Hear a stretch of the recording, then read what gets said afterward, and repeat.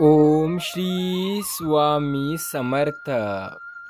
जेव्हा सगळं संपून गेलंय असं आपल्याला वाटतं, तीच खरी वेळ असते नवीन काहीतरी सुरू होण्याची. बाळा, नेहमी लक्षात ठेवा, आपल्याला खाली खेचणारे लोक आपल्यापेक्षा खालच्या पायरीवर असतात. जेव्हा एक बीज काळोख्यातून, अंधारातून, कठोर जमिनीतून उगवू शकते, तर तुम्ही का नाही? तुम्ही आयुष्यात काय कमावले यावर कधी गर्व करू नका, कारण बुद्धिबळाचा खेळ संपला की सगळे मोहरे आणि राजा एकाच डब्यात ठेवले जातात. त्याचप्रमाणे अमीर असो अथवा गरीब असो, ते सर्व शमशानातच जाणार आहे. नोकर तर आयुष्यात कधी पण होऊ शकता.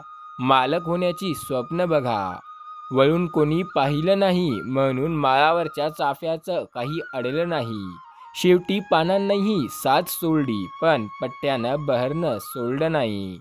तुम्ही गरीब म्हणून जन्माला आला यात तुमचा काहीच दोष नाही, पण जर तुम्ही गरीब म्हणून मेलात तर नक्की हा तुमचा दोष असेल.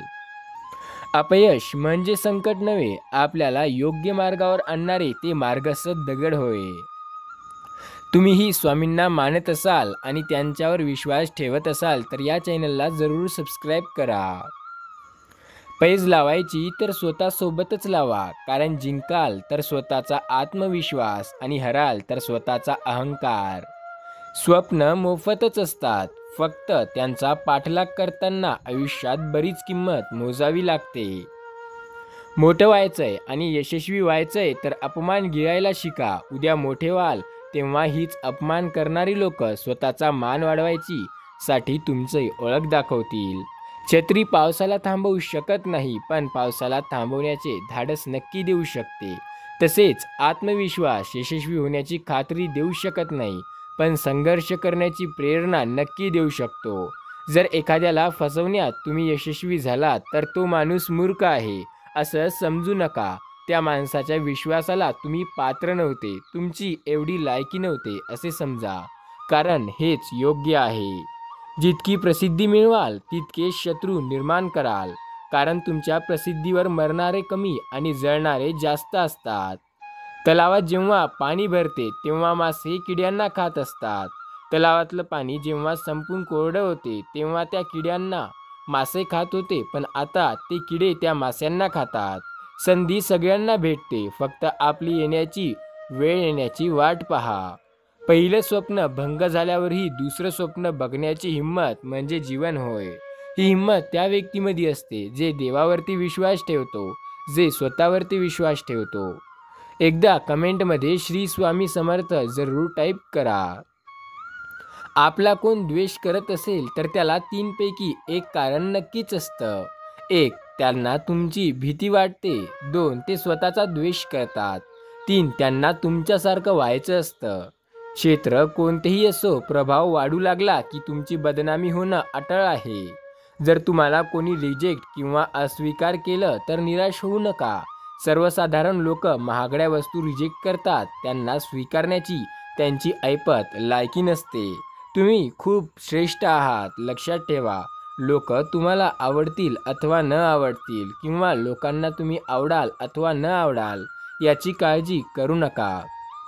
पाण्याचा एक थेंब चिखलात पडला तर तो संपतो, हातावर पडला तर तो चमकतो, शिंपल्यात पडला तर तो मोती होतो. थेंब हा तोच असतो, पण फरक त्याच्या संगतीचा आणि सोबतीचा असतो. त्यामुळे जीवनात संगत आणि सोबती कशी आहे याकडे विशेष लक्ष द्या, कारण देवाने हीच एक गोष्ट आपल्या हातात दिलेली आहे. एक छोटीशी मुंगी तुमच्या पायाला चावू शकते, पण तुम्ही कधी विचार केलाय का, तुम्ही तिच्या पायाला चावू शकत नाही. म्हणूनच जीवनात कुणाला छोटं समजू नका, कारण ते जे करू शकते कदाचित ते तुम्ही पण करू शकत नाही. माणसाला स्वतःचा फोटो काढायला वेळ लागत नाही, पण स्वतःची इमेज बनवायला काळ लागून जातात. इमेज ही अशी बनवा की लोक म्हटले पाहिजे की हा तर खूप चांगला आहे. जगा इतकं की आयुष्य कमी पडेल, हसा इतकं की आनंद कमी पडेल. काही मिळालं तर तो नशिबाचा खेळ आहे, पण प्रयत्न एवढे करा की परमेश्वराला देणे भागच पडेल. जी व्यक्ती तुमच्या प्रगतीवर जळते त्याचा तिरस्कार कधी करू नका, कारण ती व्यक्ती स्वतःपेक्षा तुम्हाला उत्कृष्ट व्यक्ती समजून जळत असते. न हरता, न थकता, न थांबता प्रयत्न करण्यालाच कधी यश येतं. जर तुम्ही प्रयत्न करता करता थांबत असाल, थकत असाल, कंटाळत असाल तर नक्की तुम्हाला यश कधीच येणार नाही. आयुष्यात एकदा तरी वाईट दिवसांना सामोरे गेल्याशिवाय चांगल्या दिवसांची किंमत कळत नाही. आयुष्यात कधीही कोणासमोर स्वतःचं स्पष्टीकरण देत बसू नका, कारण ज्यांना तुम्ही आवडता त्यांना स्पष्टीकरणाची अजिबात गरज नसते आणि ज्यांना तुम्ही आवडत नाही ते तुमच्या स्पष्टीकरणावर कधी विश्वास ठेवायला तयार होत नाही. पराभवाची भीती बाळगू नका. एक मोठा विजय तुमचे सर्व पराभव पुसून टाकू शकतो. माझ्या मागे कोण काय बोलतंय याने मला काहीच फरक पडत नाही. माझ्यासमोर काही बोलण्याची त्यांची हिंमत नाही, यात माझा विजय आहे. असे म्हणणारे लोक एकदम मूर्ख असतात. एवढे लक्षात ठेवा, आयुष्यात तोंडावर जरी कोणी वाईट बोलत असेल तर राग येऊ देऊ नका, पण तुमच्या पाठीमागे तो वाईट बोलला नाही पाहिजे एवढे खराब कामंसुद्धा करू नका. ठाम राहायला शिकावं. निर्णय चुकला तरी हरकत नाही. स्वतःवर विश्वास असला की जीवनाची सुरुवात कुठूनही करता येते. आपल्या आयुष्यातील असंख्य समस्यांची फक्त दोनच कारणे असतात. एक तर आपण विचार न करता कृती करतो किंवा कृती करण्याऐवजी फक्त विचार करत बसतो. हे दोन मोठे कारणे आहेत, त्यामुळे आपल्याला समस्या आणि अडचणी येतात. तुम्ही ठरवलेल्या ध्येयांवरती लोक हसत नसतील तर तुमचे ध्येय खूप लहान आहे, हे लक्षात घ्या. तुम्हाला तुमचे ध्येय गाठायचे असेल तर तुमच्या भुंकणाऱ्या कुत्र्यावर लक्ष देऊ नका.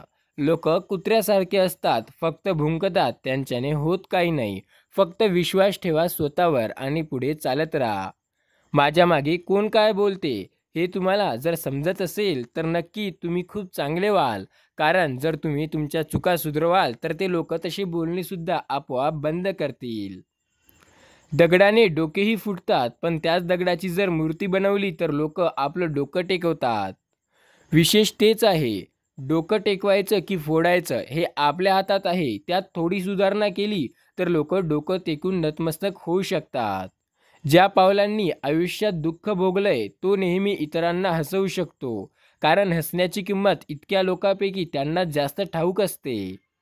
फुलपाखरू फक्त 14 दिवस जगतं, परंतु ते प्रत्येक दिवस आनंदाने जगतं आणि त्या 14 दिवसात ते त्याचं पूर्ण आयुष्य जगतं. दिवसभरात तुमच्यापुढे एकही समस्या उद्भवली नाही किंवा तुम्हाला एकही प्रश्न पडला नाही तर तुम्हाला तुमच्या आयुष्याचा प्रवास हा चुकीच्या रस्त्यावर चाललाय असं नक्की निश्चित करायला हवं. हा संदेश तुम्ही शेवटपर्यंत ऐकला असणार तर नक्की कमेंटमध्ये 2001 हा अंक असा टाईप करा आणि श्री स्वामी समर्थ जरूर लिहा. श्री स्वामी समर्थ.